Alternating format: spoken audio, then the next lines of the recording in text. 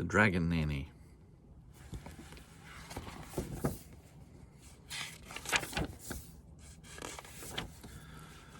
Nightfall brought a chilly dampness to the forest.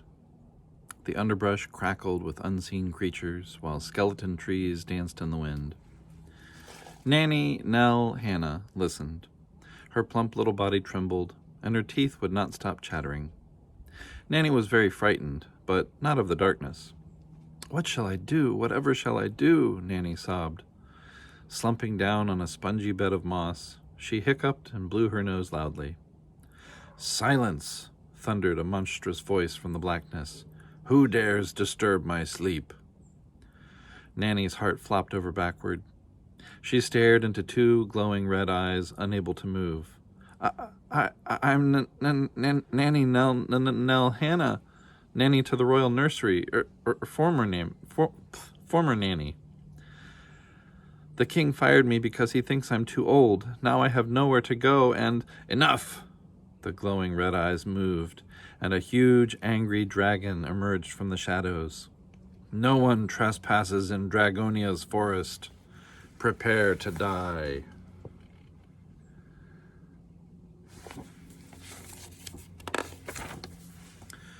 "Go ahead," Nanny said. "Do what you must. I'm no use to anyone anyway."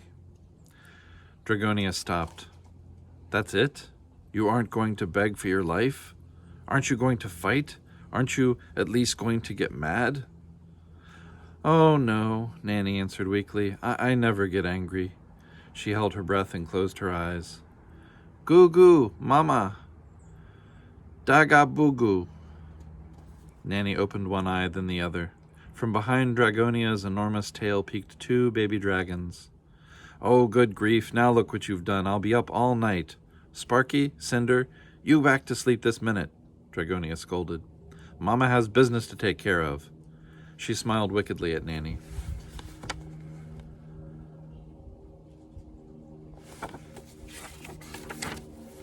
Nanny gulped. "Wait, if you spare me, I can be very useful to you." "How could you possibly be of use to me?" Dragonia snorted, "except perhaps as a midnight snack." "Why, as a nanny, of course. You would be free to sleep or wander the forest, doing whatever it is you dragons do. I would take wonderful care of your children." Sparky and Cinder watched the grown-ups curiously. Said Dragonia. "Very well. We will try you out. If you perform your task well, you will live. If you fail, I will enjoy you as a tasty treat." And with a chuckle, Dragonia disappeared into her cave. Nanny's eyes met the children's. "Bedtime," she said.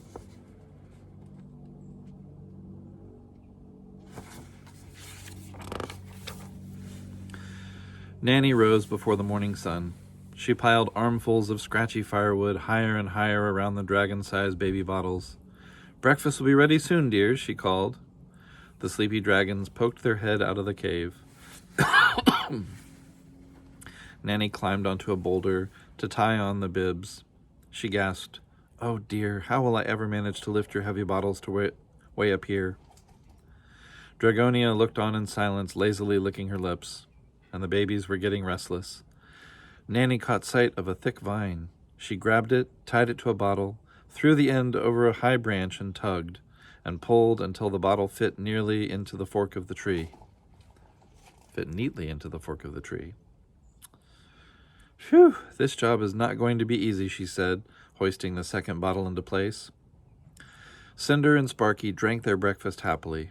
Dragonia fell back to sleep, a frown across her giant brow.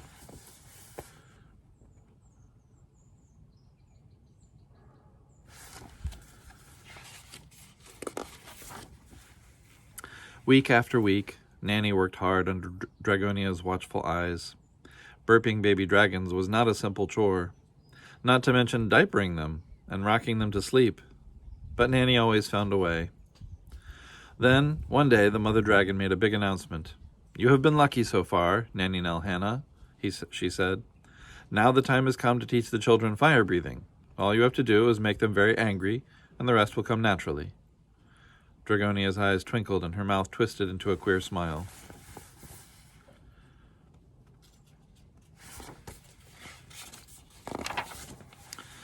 All right, children, pay attention, Nanny instructed. Today we are going to learn fire breathing. Sparky, think of something that makes you really mad. Sparky just turned somersaults and stood still on his head. Nanny made an ugly face at Cinder, but the little dragon laughed and licked Nanny's cheek. It was no use. As the days passed, Dragonia began to lose patience. I will give you 1 more week, Nanny Nelhana, she warned.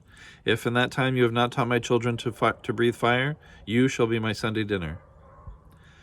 Nanny said to herself, this will be the end of me. But at the same moment, an idea began to take shape in her head.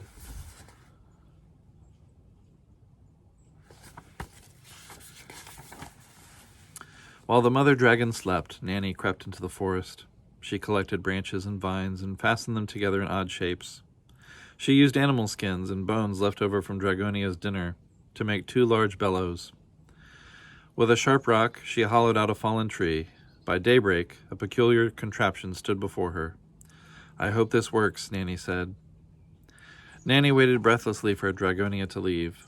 When the huge dragon was finally out of sight, Nanny pushed her strange invention deep inside the cave. There she built a fire. Up, down, she pumped the great bellows. The fire grew into a roaring flame and leaped out of the cave. Quickly, Nanny blew the second bellows into the hollow log. Out came an evil, rumbling growl. Cinder and Sparky giggled excitedly at this wonderful joke.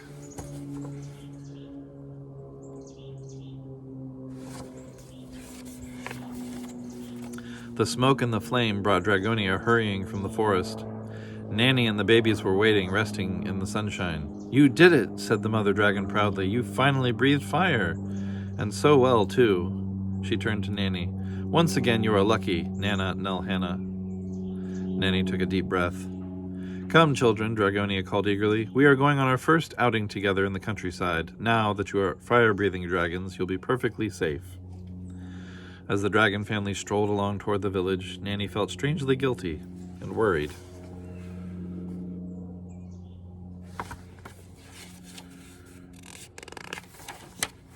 Before long, the dragon alarm screamed its warning across the valley. Nanny watched helplessly from the mountain cave as the villagers raced for their weapons. Dragonia seemed unconcerned. She reared back her head and spat a sizzling flame over the crowd. Smiling confidently, she waited for her children to do the same. Oh, the poor babies, Nanny wailed. Sparky hid behind his mother, burying his face in her tail. Cinder tried to escape, but in her terror, fled toward the town.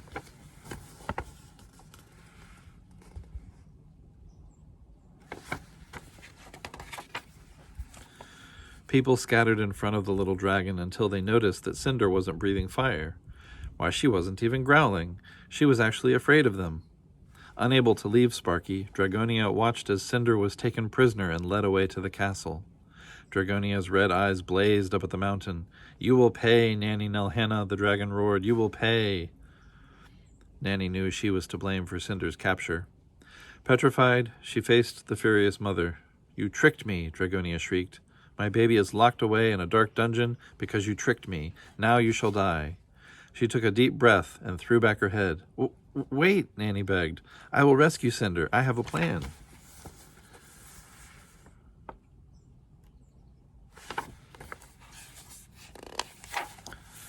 Dashing into the cave, Nanny ripped apart her fire-breathing machine.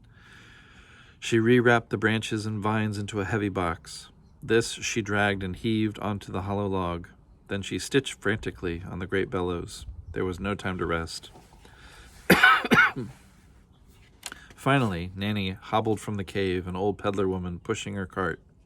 A ragged shawl was tied around her head, and above her cart hung a huge animal skin umbrella. Nanny Nelhana, Dragonia growled. What are you doing? No time to explain, Nanny muttered as she trudged down the mountainside. Do not try to trick me again, Nanny Nelhana. Nowhere will you be safe from me, the dragon screamed. At the castle gates, no one noticed the peddler woman. She went directly to the dungeon, nervously keeping one eye out for guards.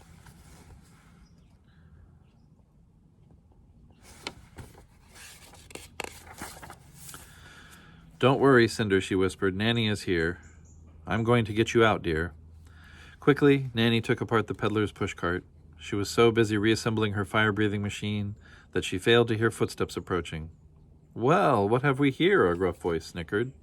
"Looks to me like this little lady is trying to rescue our dragon," said another. "We'll see about that." The guards grabbed Nanny roughly by the arms. But even as she struggled, she noticed that black smoke had begun to puff from Cinder's nostrils. "Put the dragon lover in chains," ordered one guard. Cinder growled. She took a deep breath and blew a streak of fire across the dungeon. "I did it, Nanny! I did it!" she squealed with delight. "Yes, dear, we'll talk about it later." Nanny pushed the little dragon ahead of her, and in the smoky confusion, the pair escaped.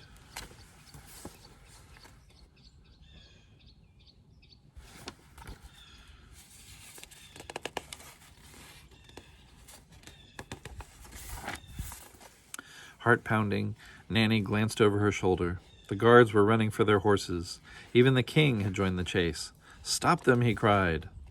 The guards whipped their horses to breakneck speed. Pounding hooves swirled the dusty road into a charging tornado. The dragon cave was now in sight, and Nanny could see Dragonia's fierce glare. "Run to Mama, Cinder," she said, panting. Nanny sat on the ground. She was too tired to move.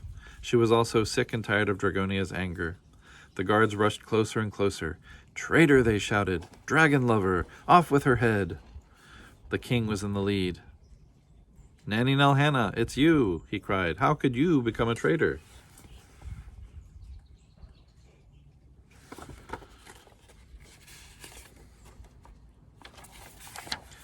Nanny felt strange. Her cheeks grew hot. Her eyes flashed as she jumped to her feet. "Just 1 minute," she yelled. "How dare you call me a traitor? You fired me after I served you faithfully all those years. Then I found a home with the little dragons. I taught them to be loving and gentle, and they were almost killed because of it. Now Dragonia wants to turn me into a nanny burger, and you want to chop off my head. Well, I've had enough of all of you. I'm leaving." "Good grief," Dragonia mumbled. "We need you, Nanny Nelhannah. Come back to us, please." "Oh no," cried the king. "I need you, Nanny Nelhannah. The royal nursery is in shambles. Why, just yesterday my little princess sewed their new nanny to the sofa. Please come back to us. Anyway, people belong with people, not with dragons." "Why?" Sparky demanded indignantly. "Because dragons and people are enemies." "Why?" Cinder echoed. "Because, that's why," the king snapped. "Nanny Nelhannah, come back to the royal nursery and I will grant you any wish." Cinder sniffed sadly, and Sparky pouted and stamped his foot. Nanny grinned. "Any wish?"